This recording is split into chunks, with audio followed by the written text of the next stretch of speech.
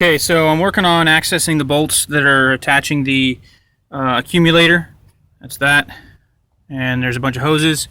As I said, that's a 13 millimeter back in there, but there are also two bolts down there. Pretty sure they're both 10s. I know the first one is.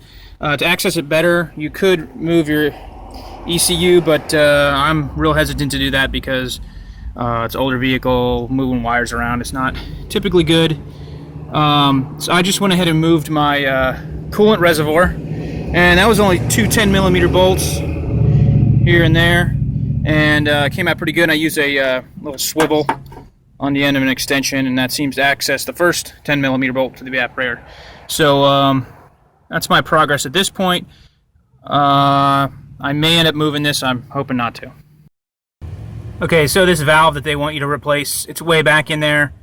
The bolt is a 13 millimeter. It does need a deep socket 13. I used a long extension and went over to here. That seemed to work the best. Got me good positioning for the ratchet. Bolt's loose. It did take a lot of force. Really was kind of made me nervous. I was gonna break something loose, but seems as though I did not. Okay, I did end up moving this. It's two 10 millimeter bolts.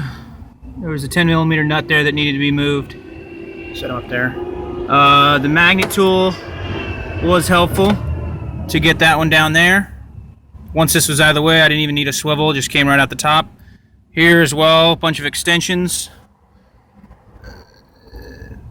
Getting another 10 millimeter bolt down there. And that one was a deep socket for there. Next up, I'm going to be working on removing the grill, because the other end of that, hopefully we can see it here, attaches right there to the lower nut. That looks like it's probably a 13 millimeter, and that one nut holds on the last bracket of the evaporator hose. And these, I believe, are 7 millimeter, and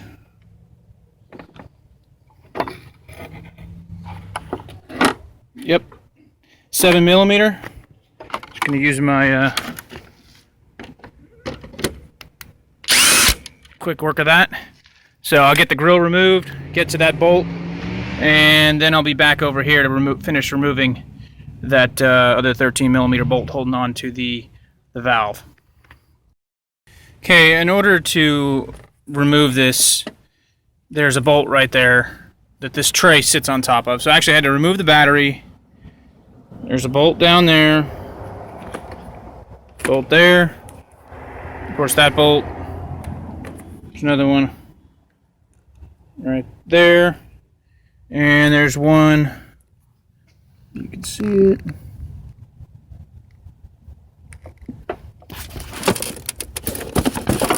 right there is where a bolt was.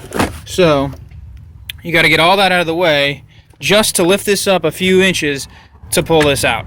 What a pain.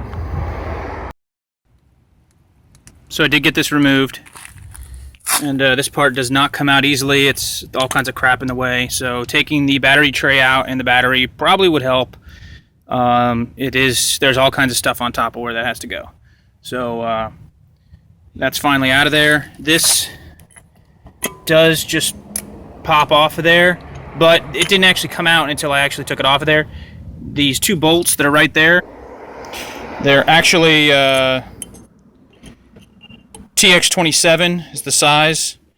They come out pretty easily. They were pretty clean. So those two have to be taken out in order for this to pull off of the firewall. It came out pretty nicely.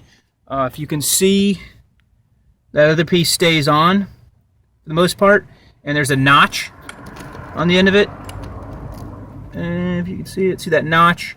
This actually just sets down on top of that other pipe, so this all can stay together. Alright, once you get this part off, this valve, this pin has got to come out, and I'll try and show you. It's an unusual,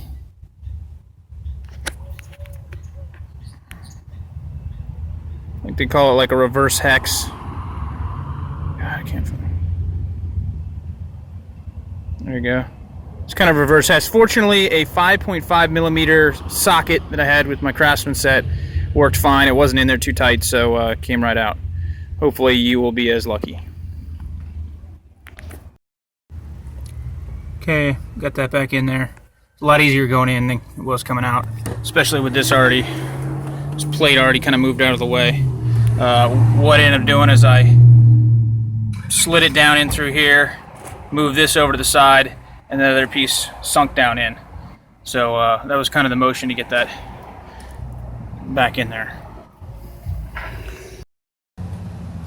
Alright, I tightened that 13 millimeter bolt up in there. I'm probably going to regret it, but I didn't change all the O-rings in there. They came with a bunch of O-rings, but none of them looked exactly the right size. The only O-rings that were new are the ones that came with this the cylinder here, so it was already on the end of it. So it wasn't leaking before, so hopefully I won't regret that. Probably will, but it's one bolt. I guess I could always pull it back off. Obviously, you got to get in here. There's 10 millimeter nut in here to put this ECU back into place. Another 10 millimeter down here. I had to put all the 10 millimeter bolts in for the battery stand. And last, I got to put these two 10 millimeters back in to put the reservoir back in place. And I'm going to put the battery back in. Okay, this slides in pretty nicely. Didn't have any real issues. Goes right back in. The new one came with a new O-ring, so it just snaps right on and tighten it down. Okay, I got that tightened up. Don't forget to reconnect your sensor. Pretty sure that's like a temp sensor or something. Don't forget. Then you got to put the grill back on, and battery is installed. Make sure you clean and tighten your terminals nicely. It's always a good time to do it when you take them off like that. Mine are pretty crudded up, but they're make good contact and they're clean, so it's the most important thing. Reservoir's in place. As far as I can tell, everything's reassembled. So I'm going to go ahead and start the vehicle and see what happens. Hopefully I don't hear any weird hissing. And then I will proceed to